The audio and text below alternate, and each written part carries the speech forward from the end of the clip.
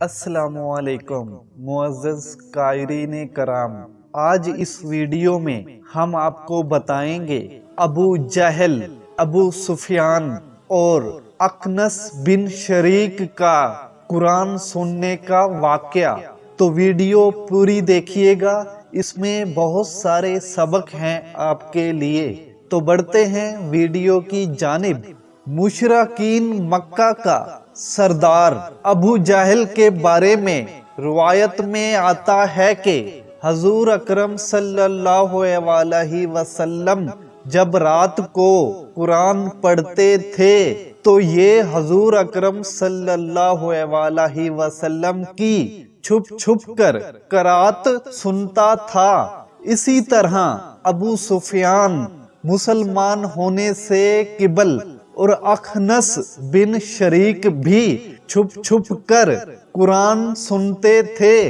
एक दूसरे को खबर ना थी।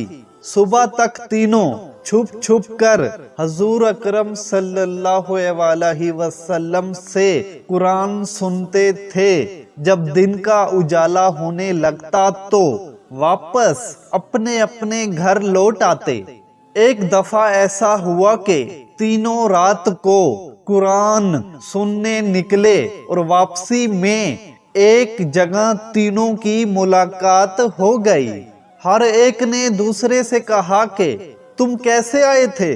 जब बात खुलकर सामने आ गई कि कुरान सुनने आए थे तो अब सब ने आपस में ये मुआहदा किया कि हमें कुरान सुनने के लिए नहीं आना चाहिए था।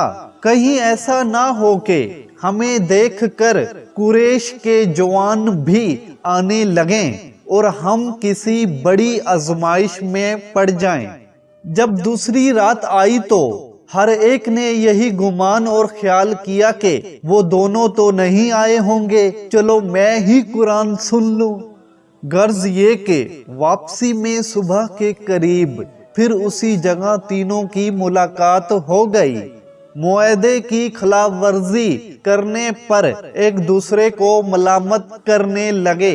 भला आखिर दोबारा अहद किया गया कि कुरान सुनने अब नहीं जाएंगे। सुबहान अल्लाह, कुरान सुनना और वो भी सरकार दो आलम सल्लल्लाहु अलैहि वसल्लम की जुबान मुबारक से। भला उनको कब नींद आती।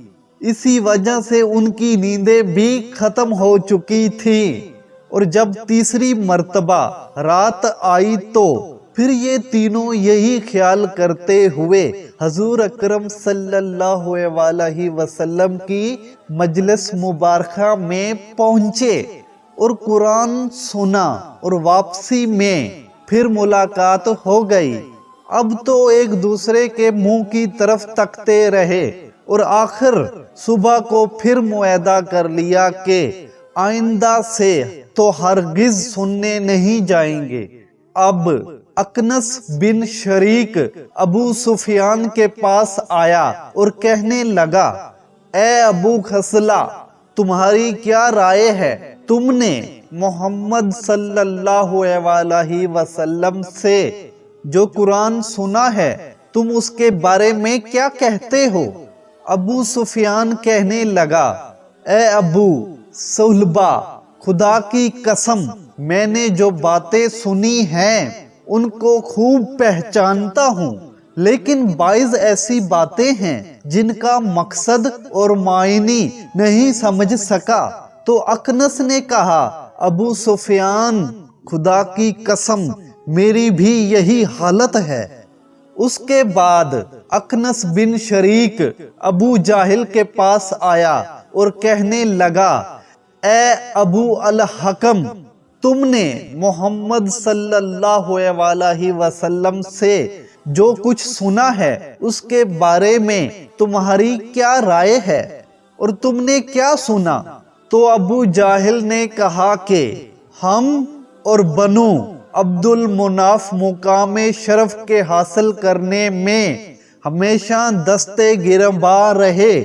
उन्होंने दावतें की, हमने भी की। उन्होंने खैरात व सखावत की, हमने भी की। حتیٰ کہ ہم پاؤں جوڑے بیٹھے رہے اور وہ کہنے لگے ہمارے پاس تو خدا کا ایک پیغمبر ہے، اس پر آسمان سے وحی اترتی ہے، تو اب ہم یہ بات کہاں سے لائیں؟ خدا کی قسم ہم اس پر ایمان نہ لائیں گے اور اس کی پیغمبری کی تصدیق نہیں کریں گے۔